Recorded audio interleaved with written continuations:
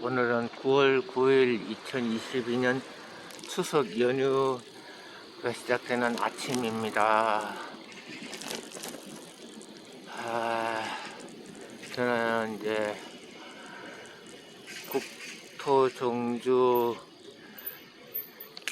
여주에서 양산 송도서까지 갈 건데, 평산마을까지 갈 건데, 하루 만에는 못 가고 일단 도봉구 창동에서 출발해서 지난번에 여주까지 갔으니까 오늘은 여주부터 출발할 거예요. 여주까지는 지하철로 전철로 이동할 겁니다.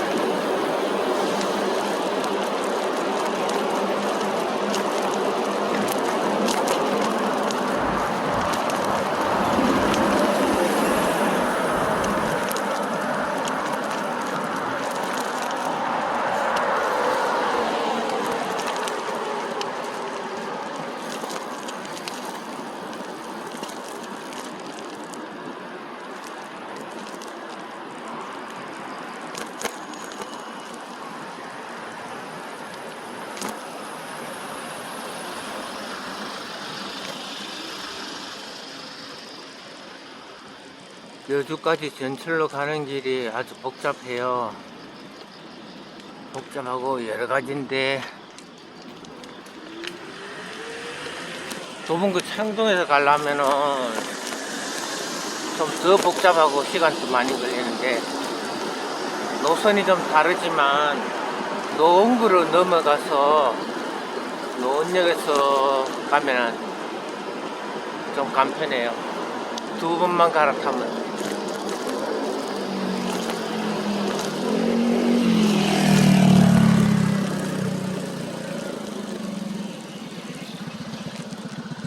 지난주에 비도 많이 오고 뭐 태풍으로 풍비박산이 났었는데,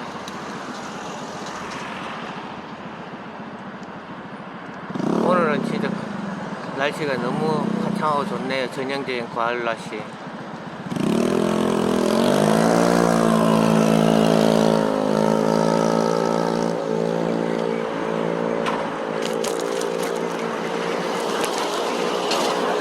여기는 중랑천.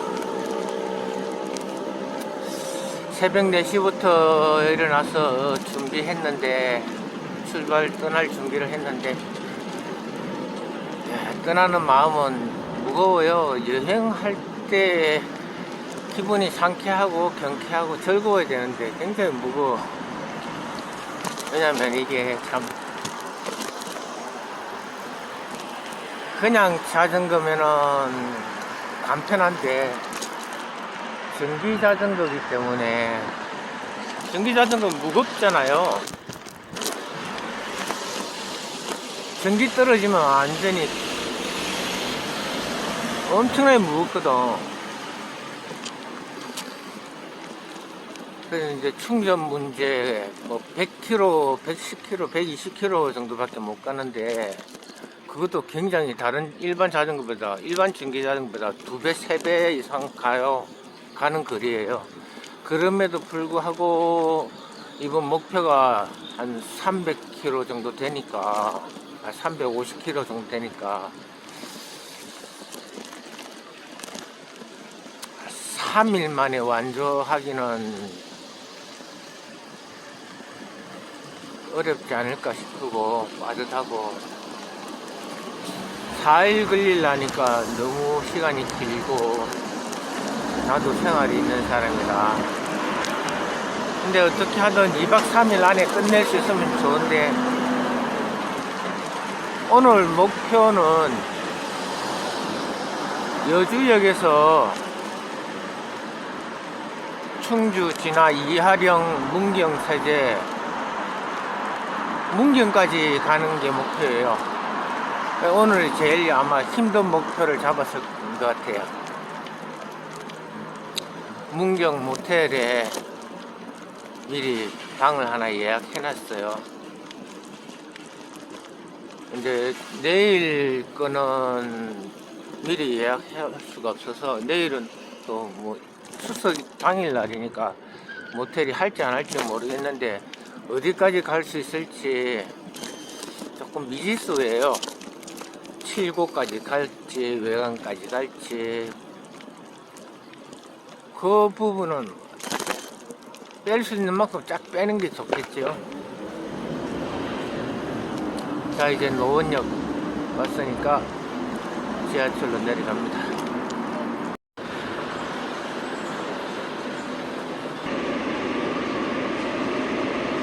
죽이려고 그럴 텐데. 농락이 또? 정답입니다. 아, 뭐 조심스레 간단하게 한 놈 잡을 놈이 생겼나 봐. 아내에게 이야기를 꺼내보는데 뭐? 철령 씨가? 지난번에 우리 식구 간단하게 죽을 뻔한 거 잊었냐? 역시나 그걸 어떻게 잊어? 근데 그 얘기 또 왜 꺼내? 싸늘하디 싸늘한 반응이 돌아옵니다. 설마 또 당신? 5년 만에 재회한 두 사람. 70대 여성 한 명이 사망했다고 밝혔습니다. 태풍으로 인한 사상자까지 발생하면서 주변국들도 위로의 말을 전하기 시작했습니다. 미국 언론들은 한국 가는 움푹하였고 주택은 하천 곁에 아슬아슬하게 걸쳐 치아가 빠져.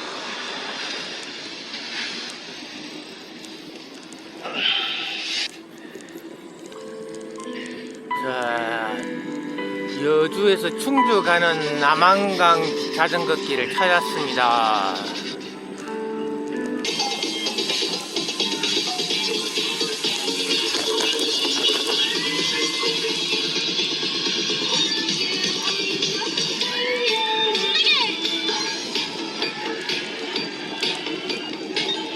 연맹에 별도의 지도자 등록도 하지 않은 상태라 몰랐다는 겁니다. 빙상연맹은 연맹이 직접 피해자를 조사하는 건 2차 가해가 될 수 있고 구속 중인 가해자와 접촉이 어렵다. 무리하지만 기후가 따뜻해지면 이와 반대되는 현상이 벌어져 몸의 크기가 작아지는 것이 생존에 유리해졌다는 설명입니다. 그리고 스트링거 박사는 인류의 몸이 작아지면서 여성의 골반의 크기도 함께 줄어들었는데 이에 따라 출산하는 태아의 머리 크기도 작아져야 종족 번식이 가능해졌기 때문에 자연스레 두뇌의 크기도 줄어들기 시작했을 거라고 주장했죠. 하지만 이 가설의 허점은 과거에도 빙하기와 간빙기가 여러 차례 반복됐음에도 불구하고 인류의 두뇌 크기가 지속적으로 커지기만 한 것을 설명하지 못한다는 사실입니다. 이에 존 옥스 교수는 인류의 뇌가 작아진 건 기후변화가 아닌 12,000년 전 농업혁명이 가져온 영양 결핍 때문이라는 가설을 적용합니다. 실제로 사피엔스의 저자인 유발 하라리는 책에서 농업혁명은 인류에게 있어 축복이 아닌 재앙이라고 설명했는데요. 그도 그럴 것이 농업은 노동시간의 증가를 비롯해 제한된 영양소 섭취로 인한 영양 불균형 또 재배 방식이 발달하지 않았던 당시 환경에선 잦은 기근으로 이어졌기 때문이죠. 실제로 지난 2019년 오하이오 주립대 유학자 클라크 라르슨 교수는 터키 자연스레 골격 전반의 촉수를 불러왔고 특히 인체 에너지의 20%가 필요한 뇌 역시 작아질 수밖에 없는 선택압을 받았다는 거죠. 그러나 이 가설에도 한 가지 문제가 있습니다. 바로 1만 년 전 농업혁명이 아직 일어나지 않았던 남아프리카나 호주 대륙에서도 이미 호모 사피엔스의 뇌 크기가 줄어들고 있었다는 사실입니다. 이처럼 기후도 농업도 아니라면 도대체 무엇이 원인이었을까요? 이에 가장 그럴싸한 세 번째 가설이 등장하는데 바로 인간의 자기 가축화입니다. 이는 인간이 가축처럼 스스로 길들여졌다는 주장인데요. 도대체 가축화와 뇌 크기가 무슨 상관이 있는 건가요? 지난 2021년 스미스 취리 대학교의 고생물학자인 발 카르셀 교수는 가축화된 개의 뇌는 늑대보다 29% 작고 고양이의 경우는 야생종보다 24%, 가축화된 소는 오륵소보다 25% 작으며 돼지 역시 야생종에 비해 뇌의 크기가 34%나 작다고 주장했죠. 그녀는 논문을 통해 야생동물이 가축화되면서 공격성이 사라진 것이 뇌의 크기가 줄어든 원인일 거라고 말하면서 특히 가축소 중에서도 가장 공격적인 투호소의 경우는 야생종과 뇌의 크기가 비슷했고 반대로 젖을 생산하고 가장 온순하게 길들여진 젖소는 야생종과 비교했을 때 뇌 크기가 가장 많이 감소했다고 밝혔습니다. 인지신경과학자인 브루스 후드 역시 뇌는 작아지고 싶어한다는 책을 통해 공격성을 담당하는 테스토스테론 같은 호르몬의 감소가 뇌의 크기 감소에 관여한다고 언급했죠. 집단 생활에 잘 적응하는 인내심 그리고 소통을 잘하는 사회성을 갖춘 개체들이 더 잘 살아남았고 그로 인해 인류 집단 전반이 점차 온순해졌다고 주장합니다. 특히 언어의 발달은 으드러지는데 불씨가 됐다고 덧붙였죠. 브라이언 교수는 인류는 이런 사회적 길들임의 과정에서 세로토닌과 옥시토신의 분비 줄어들게 된 걸까요? 그는 정보의 외장화, 극단적인 분업화를 원인으로 지목했죠. 인류 사회는 지난 5천년 전부터 메소포타미아, 이집트, 고대 로마 등 도시국가를 이룩하면서 급속도로 발전했습니다. 그리고 이 과정에서 문자가 탄생하고 이를 기록하고 저장할 수 있는 방법들이 발명되면서 개개인들은 선도 있는 상상 속으로 이끌어지죠. AI가 일처리는 물론 모든 의사결정을 대신해주고 모든 정보가 디지털로 저장되는 먼 미래, 그때 인류의 뇌는 어떻게 변해 있을까요? 와 같은 상상 말입니다. 과학은 세상을 근데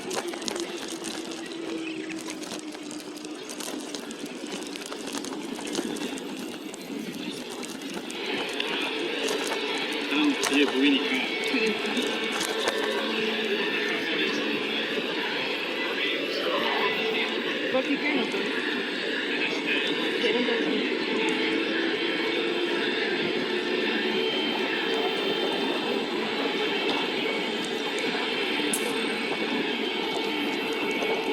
입학식인데 입학식이라고 하면 입학식인데 맞아.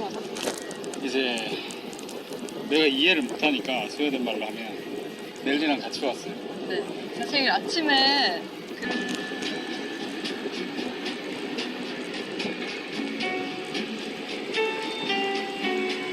패러글라이딩.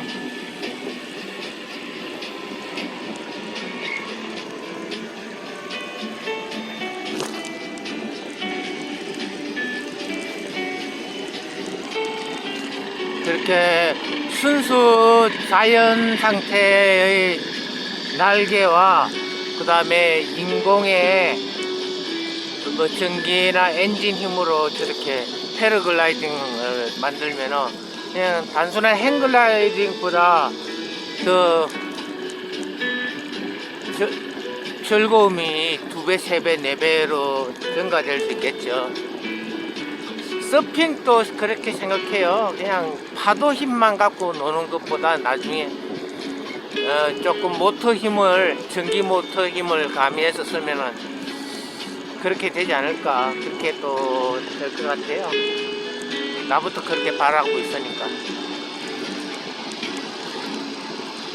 전략 탓에 사람들이 느낀 자신감은 클 수밖에 없었죠. 무리한 사업 확장 대신 보다 합리적인 가격대로 판매했더라면 아직까지도 프라제버거가 존재하지 않았을까 하는 아실과 홍보가 필요한 식당들을 연결해주는 것은 물론 광고 효과를 극대화시키기 위해 소위 말해 어그로가 끌릴 만한 메뉴들을 직접 개발해주기까지 했습니다. 메뉴의 맛이나 품질에 대한 검증은 없이 TV 화면에 잘 잡혀 소비자들의 이목을 사로잡을 수 있는 네티즌이 충격적인 제보를. 여기는 전형적인 시골길 자전거길 같아요.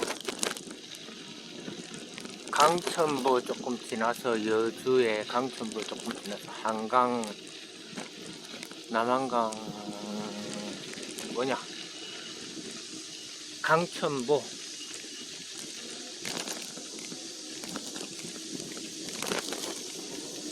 유원지인데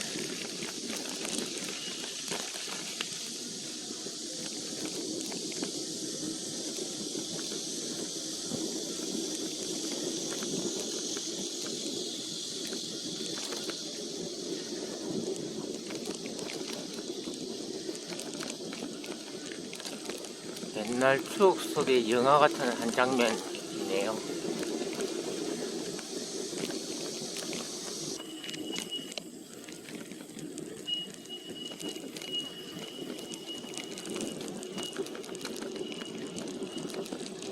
강천 이교.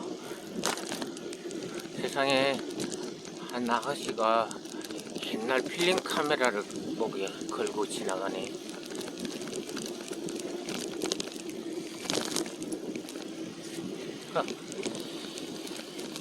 필름 카메라 현상해주는 데나 있나?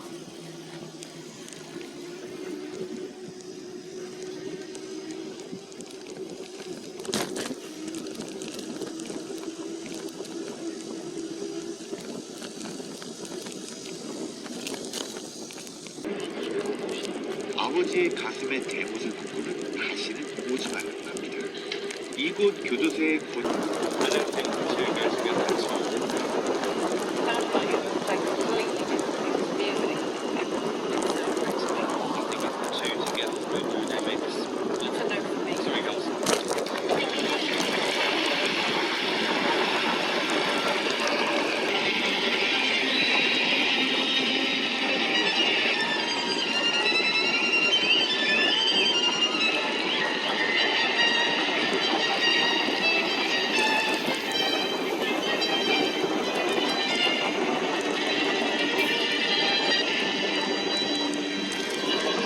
여기는 강원도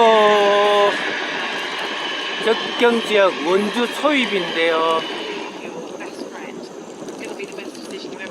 시원하네요.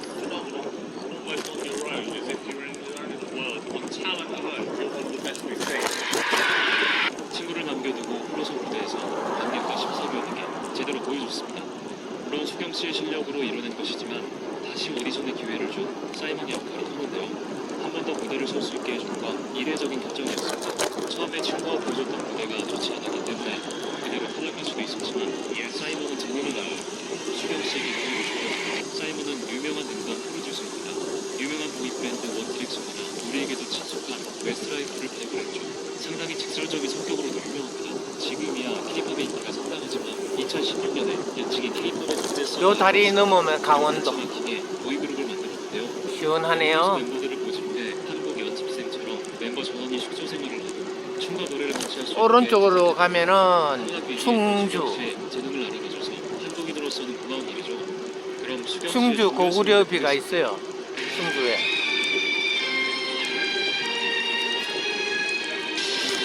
한반도 고대 문명은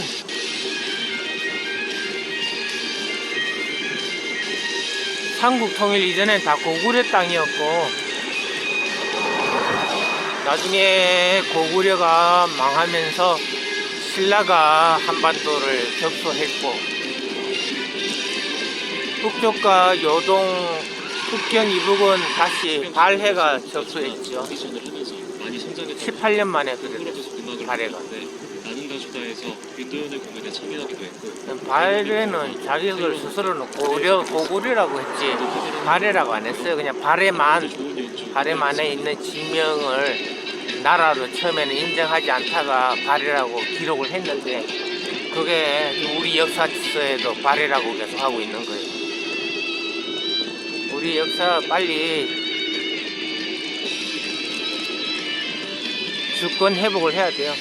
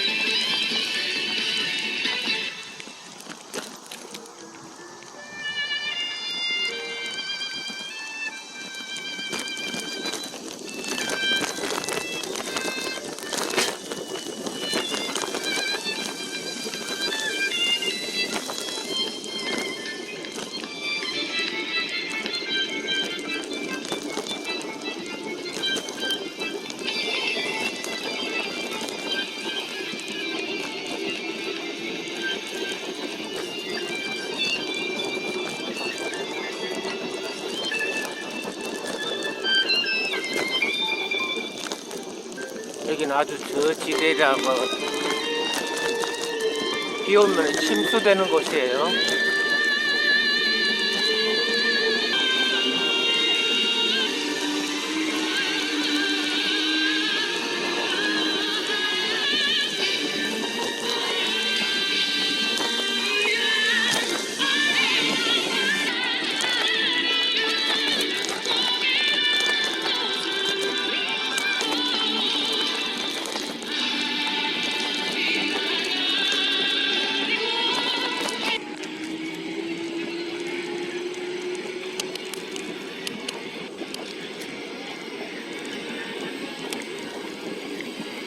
충주 가는 길 한 폭의 동양화 같네요.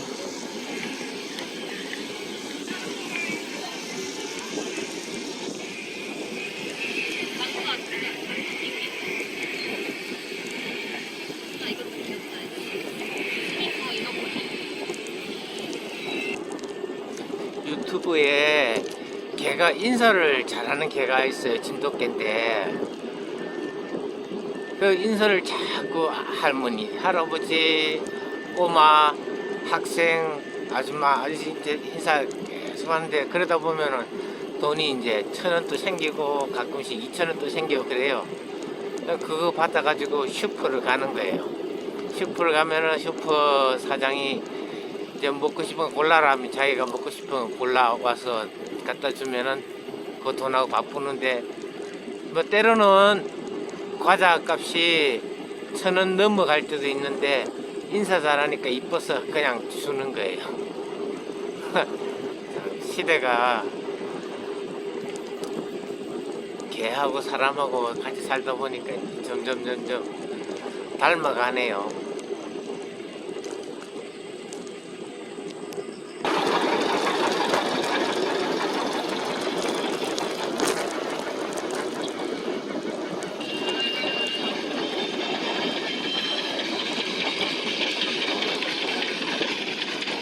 요 일대는 가수원이에요. 복숭아밭. 봄에 복사꽃이 아주 활짝 피죠.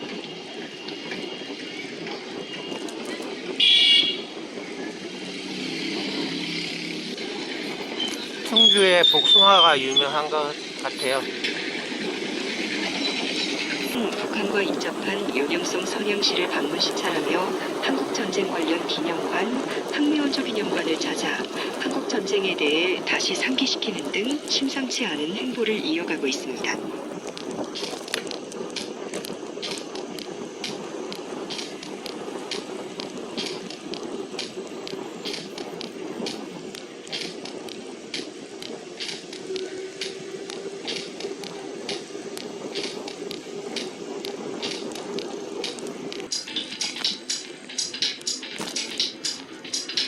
오르막.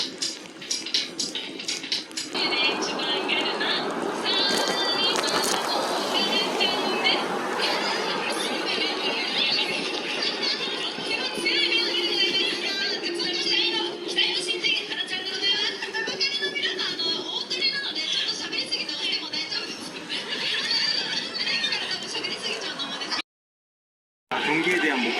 경기 목표는 한 라운드라도 이겼으면 좋겠고, 다음 경기를 또 하기 위해서 좀 기죽지 않는 거? 최대한 내가 하고 싶은 걸 다 해보자, 이런 마음. 그리고 너무 흥분하지 말고 침착하게 경기를 해보고 싶어요. 화이팅! 어떡하지 진짜 이거. 사실 실질적으로 부상이 좀 있었는데, 그래서 제가 더 앉고 싶었는데 이게 목이 아파가지고 더 앉지를 못했어요. 근데 진짜 그게 너무 아쉬운데 다음에 또 출전을 해서 다음엔 진짜 금메달 한번 노려보고 싶어요. 진짜로. 이거 뭐 그래도 시합 준비 이런 거.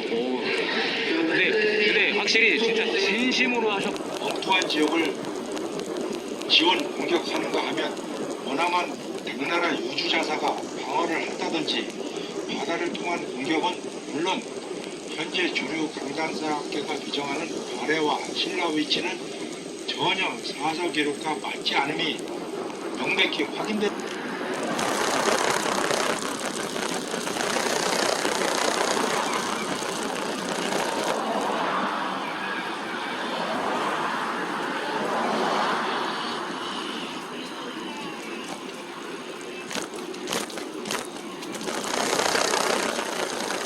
왼쪽이 충주.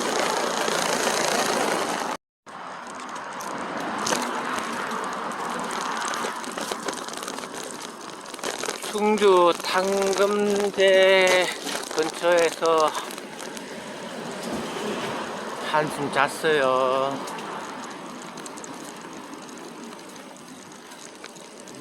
문경 터미널까지 60km 남았는데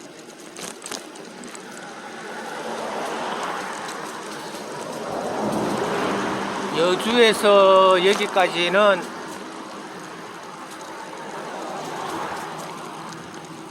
딱 반 온 것 같아요.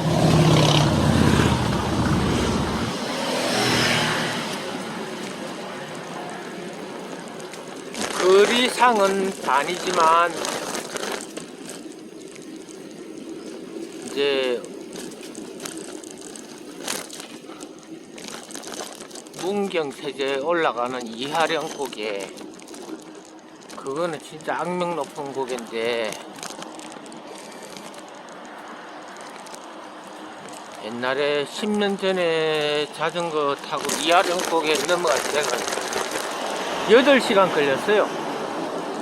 계속 오르막만 8시간.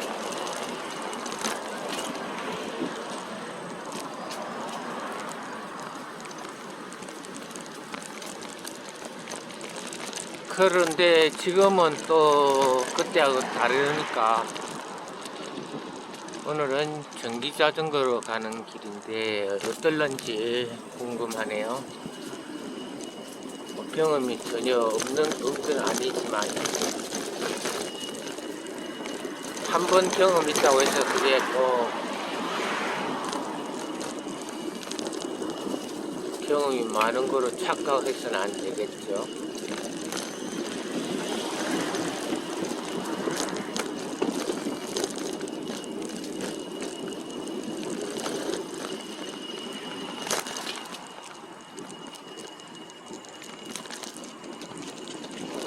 속도가 가장 낮을 정도로 교통난이 심각했고 1990년대 금남로, 충장로 주변은 상황이 심각했습니다. 광주시청, 전남도청 등 행정기능이 모두 모여 있었고 버스터미널 역시 금남로 주변에 모두 모여 있었습니다. 기차역으로는 광주역과 남광주역이 있었고 상권 역시 금남로와 충장로를 중심으로 발달되어 유동인구가 상당했습니다.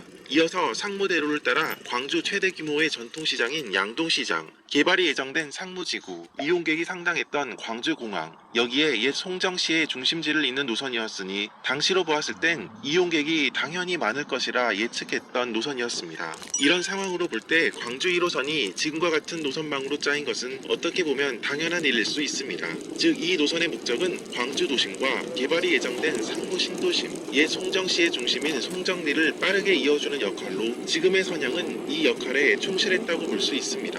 당시 예측 자료에서 2001년 기준으로 이 노선의 하루 수송 인원은 약 28만 명 정도로 예측하였습니다. 물론 광주 1호선이 광주의 모든 지역을 커버한 것이 아니기 때문에 1호선의 계획과 함께 2호선에서부터 5호선까지를 계획했습니다. 2호선은 효천동에서 백운광장, 금남로를 지나 문화동으로 이어지는 노선으로 1호선이 광주 도심을 동서로 이어주는 교통망이었다면 2호선은 남북으로 이어주는 교통망이었습니다.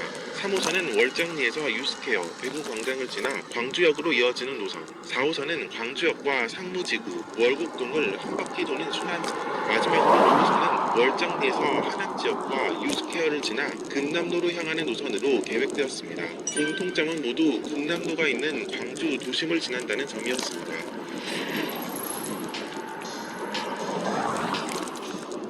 광주 1호선은 2004년과 2008년에 걸쳐서 개통이 이루어졌습니다. 그런데 이 사이 광주광역시의 도시구조는 상당히 많이 바뀐 상태였습니다.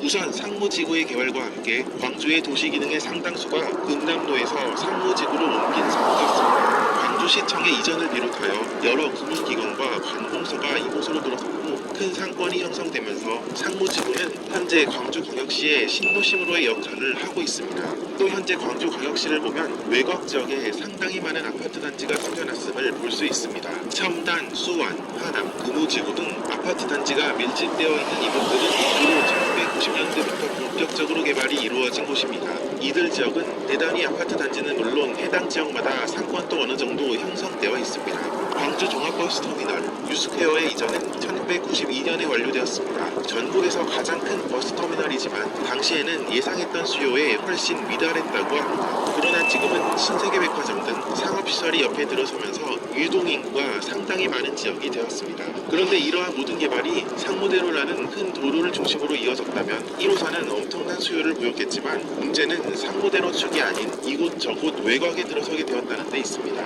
이렇게 된 것은 상무지구 옆 영산강 건너 광주공항의 존재로 주변으로는 개발을 하기 힘들었고 광주광역시로 편입된 광산구로 마치 개발하기 딱 좋은 평지지대가 많았던 것도 그 이유였을 것입니다. 이렇게 다핵도시에서 다획화되는 과정에서 개발축이 1호선이 지나는 상무대로를 벗어나면서 1호선은 오늘날 광주의 핵심 지역을 아예 지나가지 않거나 스쳐 지나가게 되었습니다. 상무지구를 지나지만 상무지구의 한가운데가 아닌 남쪽 끝으로 지나가고 있습니다. 광주 유스케어 역시 문성역이나 화정역에서 걸어서 20분 정도 거리에 떨어져 있습니다. 외곽의 개발 개발된 첨단, 수완지구 등은 차치하더라도 상무지구, 유스케어 두 지역만 제대로 연결했다면 광주 1호선은 지금보다 훨씬 이용객이 많았을 것입니다. 그러나 앞서 언급했듯이 광주 1호선은 금남도와 상무지구, 송정리를 빠르게 잇고 당시 교통량이 많았던 상무대로를 지난 것으로 계획되었고 상무지구의 개발은 상무대의 이전 부지에 자연스레 이루어진 것이어서 1호선이 지나는 상무대로 끝쪽에 세워질 수밖에 없었습니다. 한편 유스케어의 사례와 비슷하게 터미널의 이전과 지하철 계획이 바로 맞물려 이루어지지 못한 사례는 서울에도 있습니다. 2호선의 계획과 강남으로의 버스터미널의 이전은 비슷한 시기에 이루어졌고 그래서 2호선이 버스터미널을 지나야 한다는 의견도 있었으나 당시 서울시에서는 2호선을 터미널로 보내면 순환선의 효과를 낼 수 없고 난공사 구간이 많아진다는 점을 이유로 들어 2호선을 고속터미널과 연계하지 않은 사례도 있습니다. 광주 1호선 역시 당시 상무를 풀 때 상무대로를 지나는 선형이 이용객도 많을 것으로 예측되었고 노선 건설 목적의 부합형으로 노선을 틀면서까지 터미널과 상무지구 중심을 관통할 계획까지는 하지 못한 것으로 보입니다. 여기에 더해 당시 예정된 3호선에서부터 5호선이 해당 지역을 모두 지날 계획이었기 때문에 미래에 지어지는 다른 지하철 노선이 이를 대신할 수 있을 것이라 생각했을 것입니다. 그러나 당시 2호선에서부터 5호선의 계획은 IMF 외환 위기로 인하여 전면 백지화되고 이후의 노선 계획은 전면 수정될 수밖에 없었습니다. 물론 광주 1호선은 광주 그날의 온도, 습도, 사이렌 소리, 피비 있는 타격, 회색 먼지, 그 건물 때문에 나도 물론 그랬겠지만 다른 사람들이 상처가 보였고 강남항목병원에 내렸어요. 지금 응급실 가보세요. 베드 하나 내달라 그러면 아무도 안 일어날걸요? 그 사람들이 다 수액 들고 다 일어났어 진짜. 너무 워낙 내가 누워있을 때가 아니다. 그리고 뭐 복도까지 쫙 찼어요. 어떤 어르신들의 크나큰 감사에 조용히 사라졌고 2020년도에 정부가 노인 연령을 65세에서 70세로 상향하겠다고 공식적으로 발표했으나 황금대 옆을 지나고 있습니다. 그런데 9월 6일 또다시 노인 연령을 인상하자는 의견이 나오고 있어 어르신들이 난리가 났습니다. 바로 국책연구기관 한국개발연구원에서 노인 연령을 상향하자고 했는데요. 내용은 다음 결과 중국 양자강 의혹에 비친 여기는 탐금교 2001년 이후부터 796년 탄금교. 신라가 일시 기록을 하지 않습니다. 그러다가 797년부터 다시 일시 기록을 시작합니다. 이때부터의 위치는 이전에 소개해드린 책에서 건조한 결과 우리가 알던 한반도 남부 경주국으로 위치가 있습니다. 한마디로 정리하자면 201년까지는 중국 양자강 의혹에 위치했던 신라가 787년 어느 시점에 한반도로 개수도로 옮깁니다.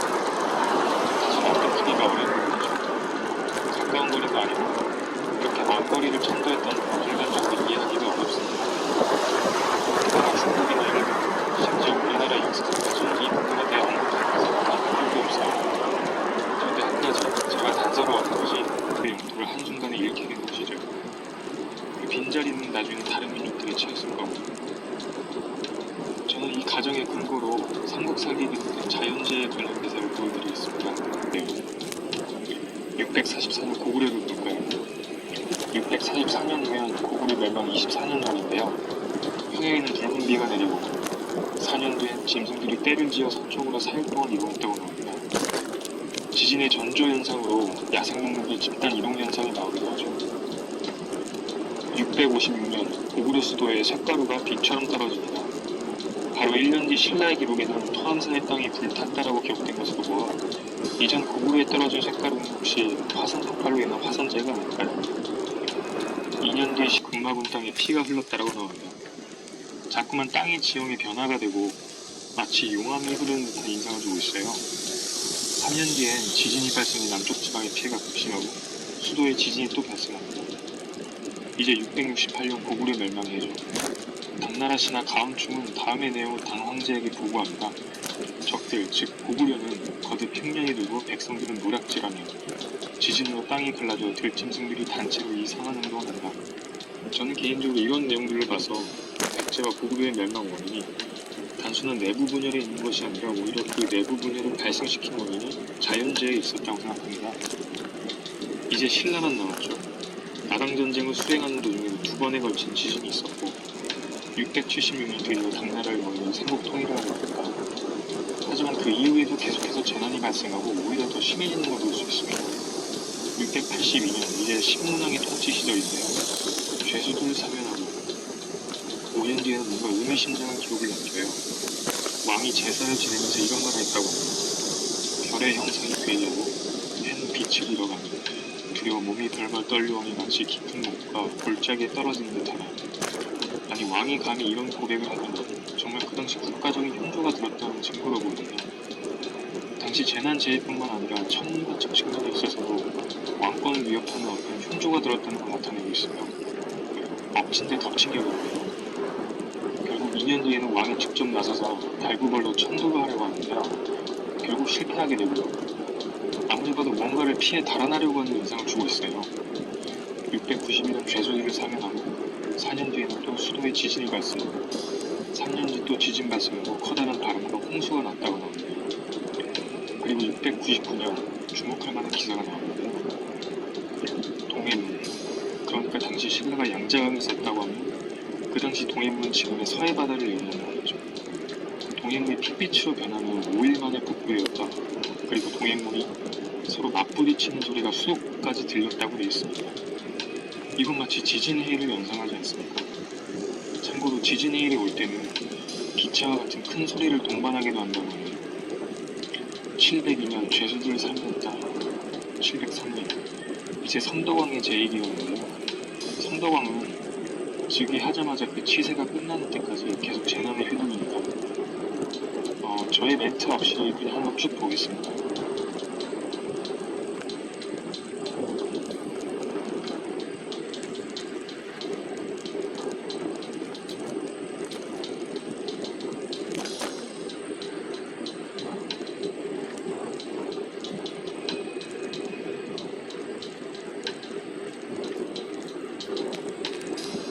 아니었습니다. 세계의 트렌드를 선도하던 일본의 기업들이 점차 뒤바뀌는 흐름에 적응하지 못했고 이내 차례로 역사의 뒤안길로 사라지기 시작했기 때문이었는데요. 지금도 아날로그의 왕국이라 불리는 일본의 기업들은 디지털 제품으로의 변화에 소극적이었고 이후 발생한 일본의 버블 경제는 그야말로 치명타에 가까웠습니다. 어느덧 일본 내에서 기업이 도산하는 것은 일상과 같은 일이 되어버렸고 일본의 경제는 끝없는 후퇴를 하게 되었죠. 반면 당시 우리나라는 IMF라는 또 한 번의 국가적인 재난을 모두가 힘을 모아 이겨냈고 그렇게 쌓인 단결력은 산업과 문화가 융성하게 되는 기반이 돼 대한민국은 한국어로 된 배경 속에서 한껏 멋을 부리며 사진을 찍고 있는 중이죠. 또 일본 현지에는 드라마 사랑의 불시착의 영향으로 어디서 구했을지도 모를 한국 문법을 대여해주는 이색 술집이 큰 인기를 끌고 있기도 합니다. 해당 술집에서는 일본인들이 모여 공장 앞 도로는 이미 그 기능을 상실한 채 엉망이었습니다. 펜스가 쳐지고 길이 파헤쳐져 차량이 들어올 수 없게 된 두 공장. 인도하고 도로하고 그 경계 라인을 따라서 녹색 길이 막힌 것은 식당도 마찬가지. 기막힌 상황은 또 있었답니다. 아무래도 이제 여기 주위에서는 공장도 임시로 버티고 있기는 마찬가지입니다. 그래서 큰 게 있는 데도 불구하고 거기가 충전이 안 되다 보니까 이거를 트레이너로 옮겨가지고 저희가 인지도 있으시고 내가 4,400만원을 요구했습니다. 이 체력에 열리 4% 하니까 내가 우리 3,400이니까 더 버렸으면 여기서 나는 맞아. 나는 100만원도 못 주겠다. 10만원도 못 주겠다. 그래서 대화해보고 안 되면 그게 나의 선물 해야 되는 거 아닙니까?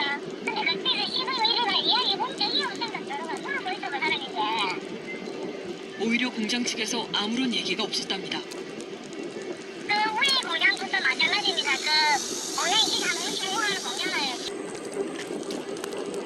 자, 이제 경사가 시작되네요. 문경 세제 자전거길 경사가 이제 시작되는데 이게 전에는 10년 전에는 일반 자전거로 갔을 때는 8시간 올라갔었어요.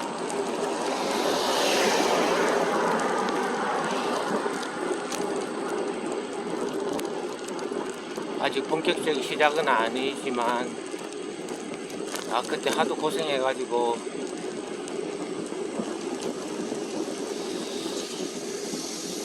임진왜란 때 이 길로 왜군들이 넘어왔다는 거 아닙니까?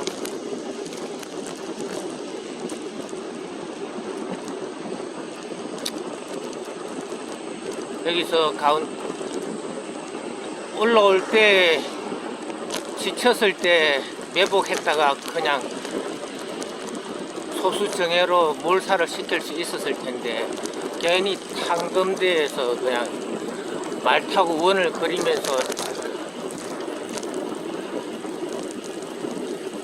청동기 시대 전법으로 여진족과 싸우던 전법을 쓰다가 조총에 전부 다 그냥 5만의 기마병들이 다 몰살했잖아요. 그러니까 교만하니까 그래요. 상대의 전력을 파악을 안 하고 그냥 자기 힘만 믿고 나대다가 세상에 이는 놈이에 나는 놈이 있다는 것을 모르고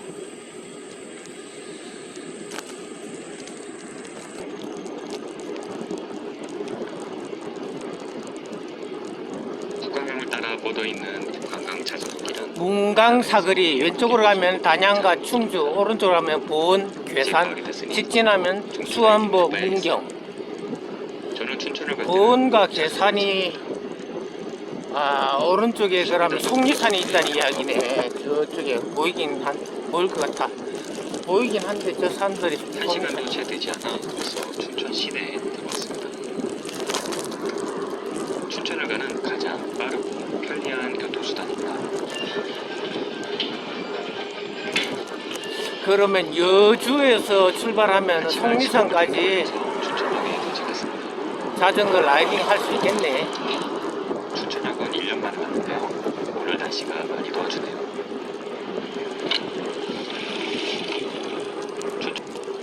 문강 호텔 사우나, 문강 사우나 여기서 하룻밤 먹어도 되겠네요. 24시간 사우나니까. 이제 경사가 가파르네.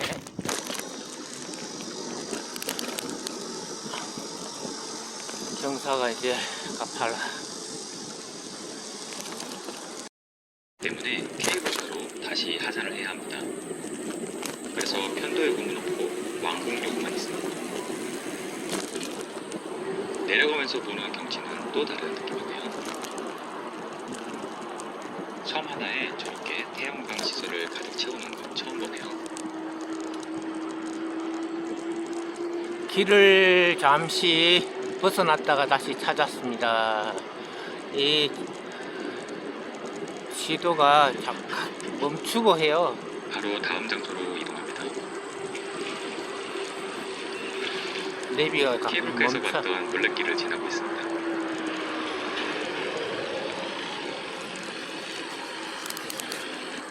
아름다운 물레길을 지나 조금 더 가보니 이제 새로운 명소가 나오네요. 정말 심심할 틈이 없네요. 여기는 의암호 스카이워크입니다. 입장료는 따로 없고요. 규모는 작지만 유리 바닥이 아주 투명합니다.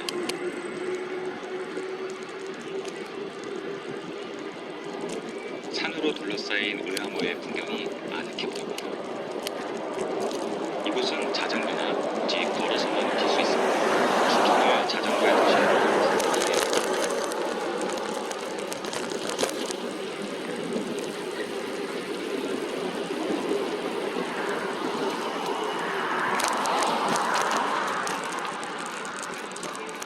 춘천 의암호 물레길은 코스도 다양하고 시설도 많아서 심심할 틈이 없이 자전거를 즐길 수 있는 좋은 코스입니다. 그래서 서울로 자전거 라이딩을 할 때 늘 지나던 터널이네요. 요 길은 기억이 나네요. 여기서부터 이제 진짜 세제길이에요. 왼쪽으로 보이는 부평댐으로 가고 있습니다.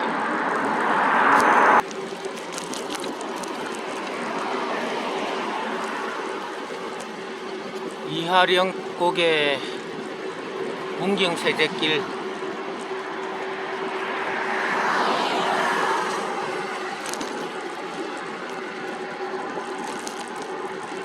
오늘 좀 더웠는데 한낮이 되니까 좀 더웠는데 여기 오니까 그냥 바람이 서늘해졌네요.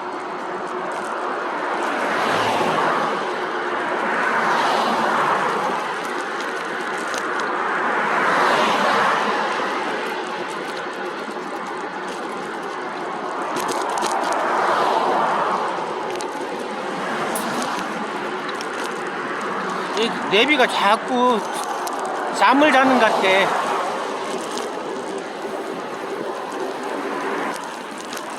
수안보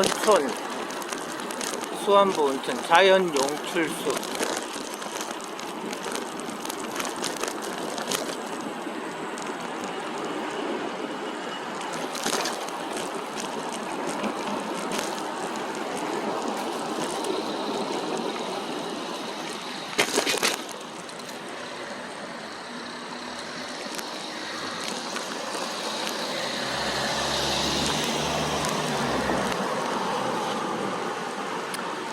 다행히 또 다시 자전거 길을 찾았습니다.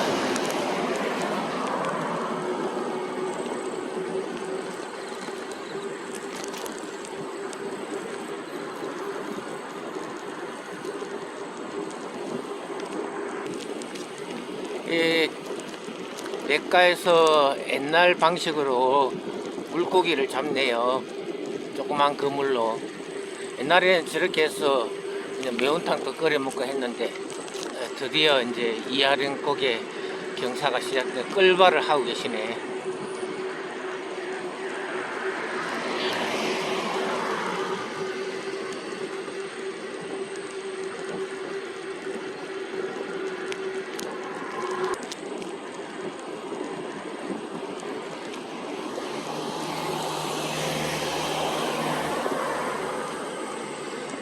문경 세제길 젊은 아가씨들, 젊은 총각들 참 젊음의 그 힘으로 힘차게 라이딩을 하고 있네요.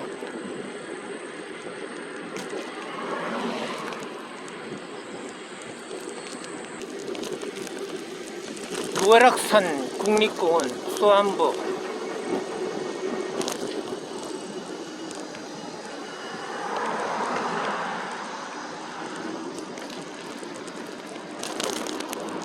야, 월악산 또 여주에서 자전거로 올 수 있겠네.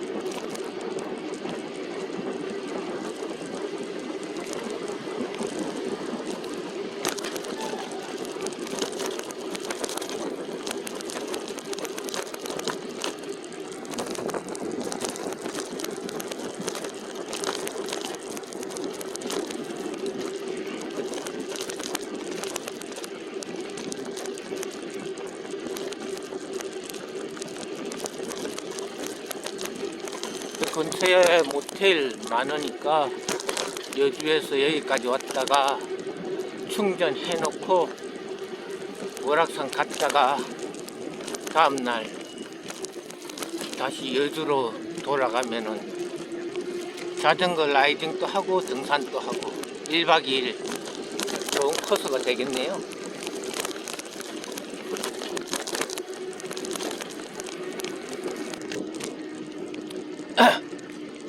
경사가 이제 만만치 않습니다.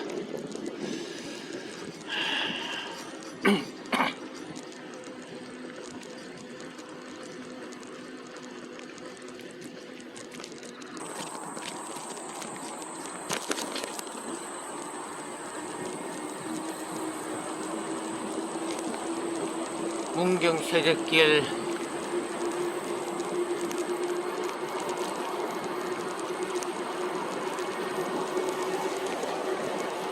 월악산.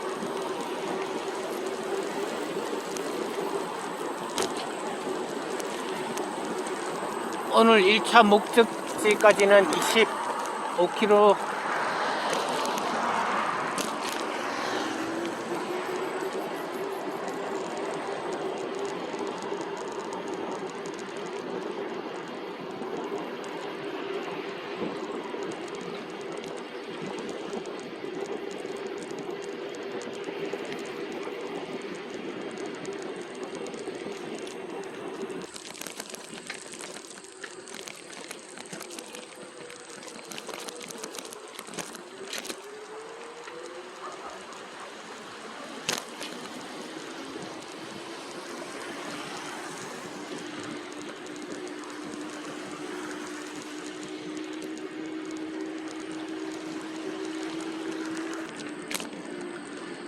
자, 이제 계속 가면은 조령이 나옵니다. 조령.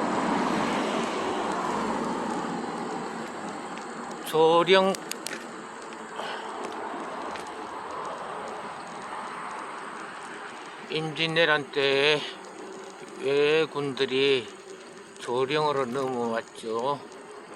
그 잊을 수 없는 역사. 조령.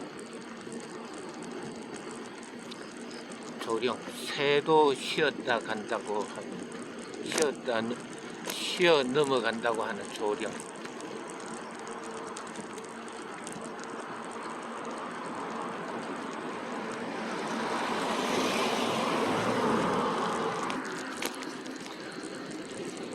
만만치 않습니다.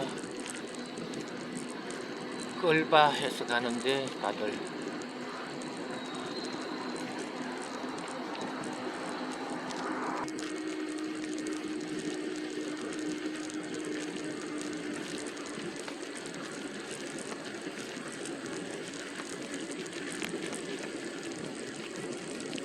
배가 고파서 사탕을 하나 까먹어야 된다.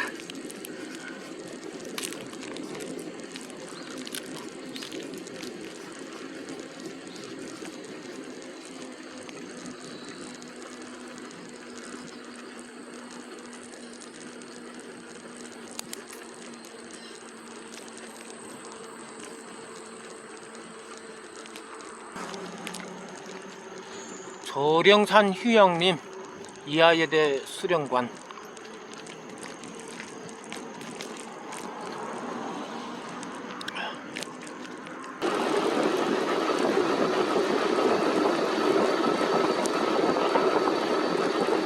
지금은 내리막길.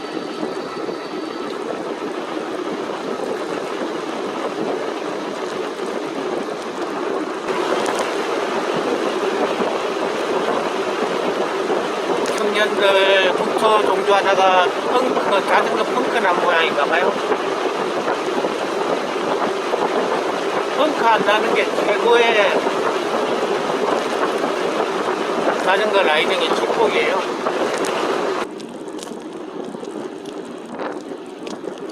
왼쪽으로 가면 문경세제인데, 문경세제는 너무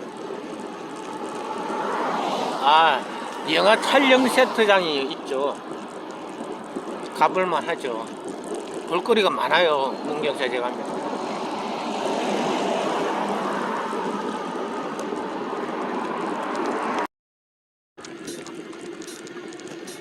자, 해지기 전 1시간 정도 남았는데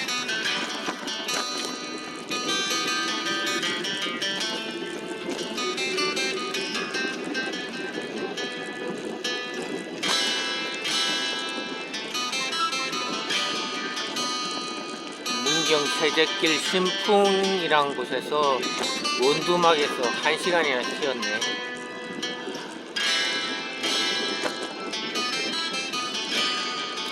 쉬면서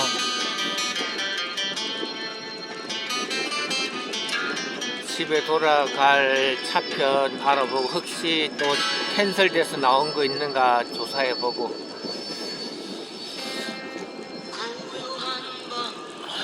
동서울로 가는 게 없어가지고 매진돼가지고 수원으로 예매했다가 또다시 정설했던 것 같아요. 그래서 동서울 가는 거 예매를 했지만, 사실은 일요일 저녁에 그게 또 매진이 돼가지고 그거 나올 때까지 또 이렇게 살펴봐야 돼요. 월요일 날 가는 것보다 일요일 저녁에 가는 게 좋으니까.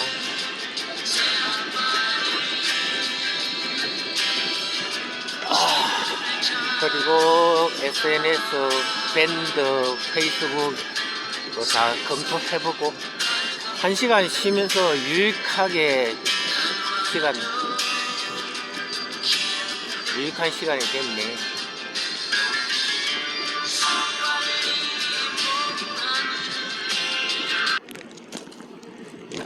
이하령 고개,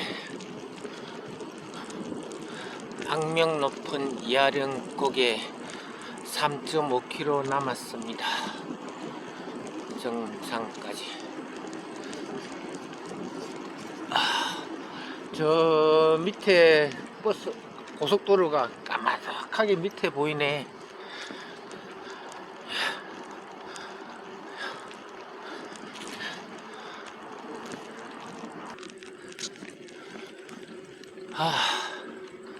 드디어 백두대간 이화령에 도착했습니다. 여기가 제일 고비인데 거의 7시 다 됐네. 해지기 전에 도착해서 다행이다.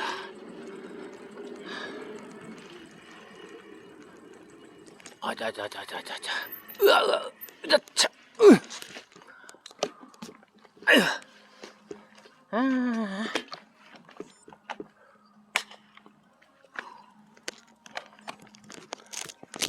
노을이 멋있네.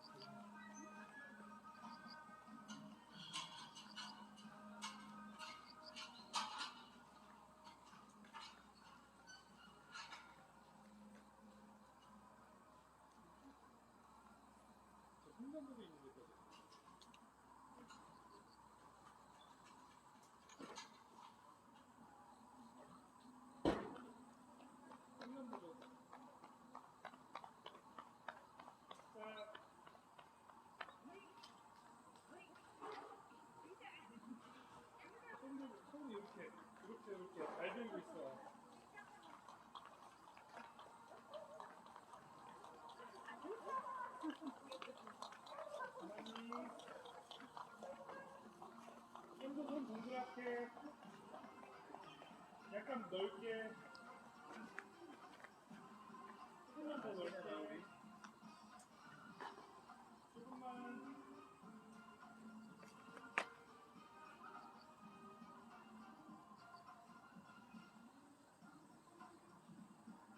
이렇게 봐봐.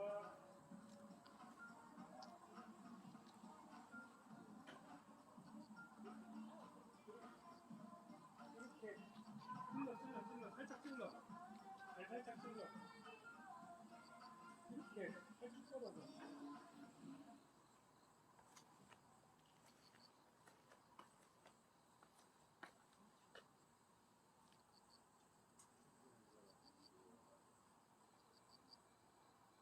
요거.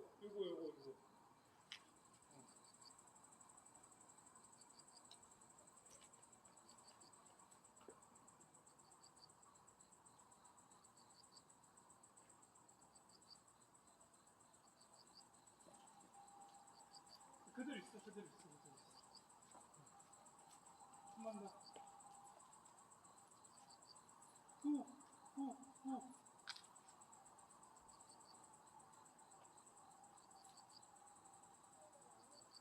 오케이. 됐어.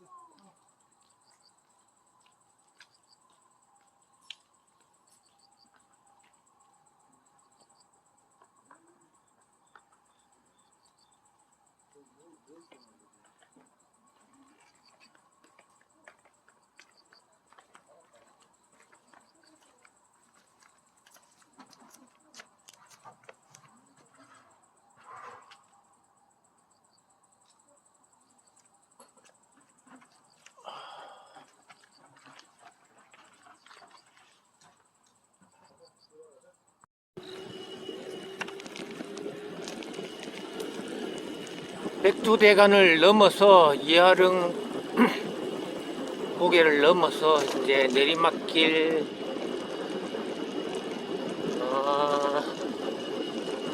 목적지까지 7km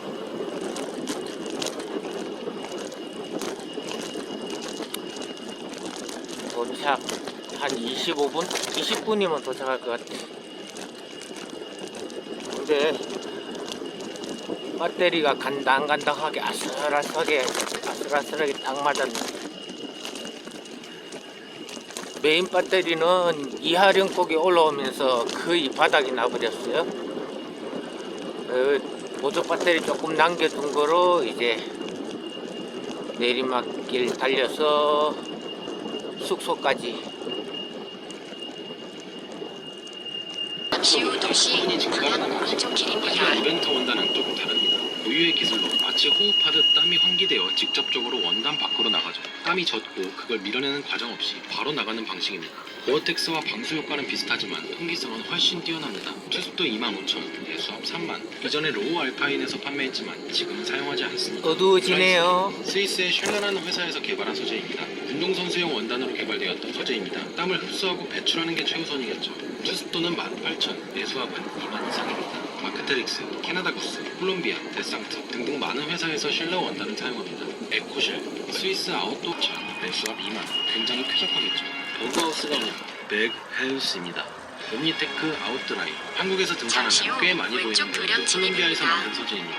옴니테크는 투습도와 내수압 모두 만. 문경 관광 안내센터. 프리스나 바람막이에서 이 마크 배고 싶은 패션 브랜드들은 기능성 원단을 고를 때 당연히 고어텍스를 고르지 않을까요? 제가 오늘 준비한 이야기는 여기. 영남대로 문경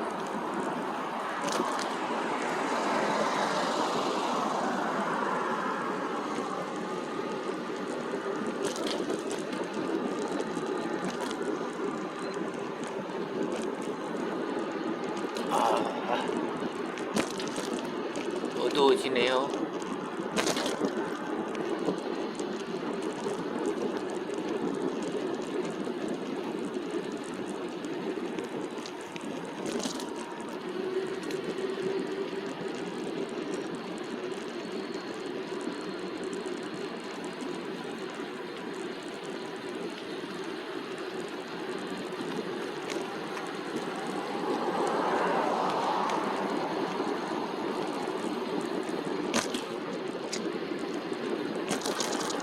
지금 시간이 7시 5분쯤 되네요. 저녁 7시. 추석 연휴 첫날 저녁 7시 5분. 9월 9일 2022년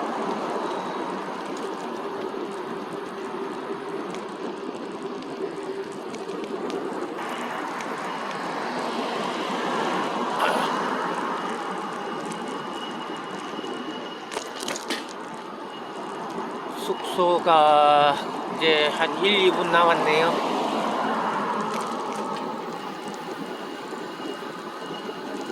딱 맞게 도착했습니다.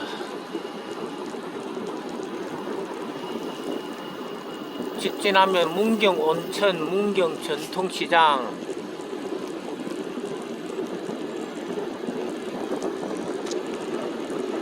배터리도 완전히 거의 다 바닥났고요.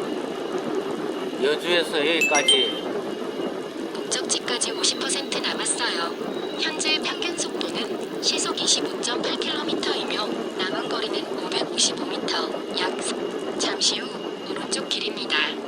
500m 문경 시내.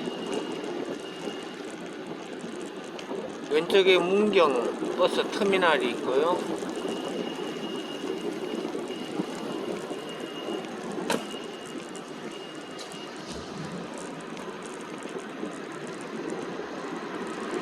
동화장 여기네. 동화장 다 왔네.